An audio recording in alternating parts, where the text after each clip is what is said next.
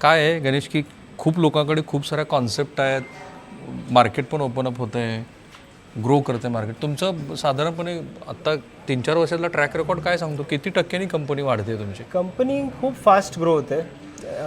आता कंपनीचा रेव्हेन्यू 25 कोटींनी 73 कोटी झाला, मग 73नी 150 कोटीच्या आसपास आला, आता 150नी डायरेक्ट 320 कोटीवर झालं आहे आणि पुढच्या वर्षी आम्ही 500 कोटीचं वर टर्नओव्हर आमचं होणार आहे. सुपर. तसं कंपनीची ग्रोथ खूप fast, 75% on an average company year on year grow होते. म्हणूनच याच्यामध्ये व्हेंचर कॅपिटल इन्व्हेस्ट होतो.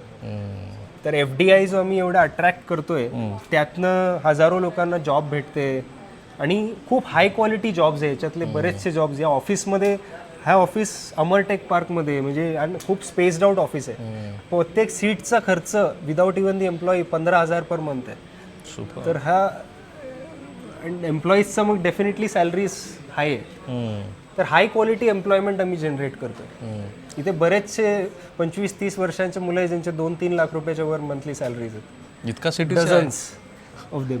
आता आपण खरं तर एका विशिष्ट कारणासाठी, कारण मला MEE कडनं म्हणजे मराठा एंटरप्रेन्योर असोसिएशनकडनं सांगितलं की असे 4-5 महत्त्वाचे जे वेगळे उद्योजक आहेत त्यांना तुम्ही भेटा आणि त्याची महाराष्ट्रासमोर माहिती द्या.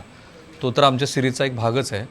एक कम्युनिटी म्हणून तर तुम्ही सांगाच, पण महाराष्ट्रातले जे तरुण मुलं आहेत किंवा ज्यांचे आधीचेच काही व्यवसाय आहेत, कारण आता शेवटच्या भागात, तर त्यांनी तर काय करायला पाहिजे?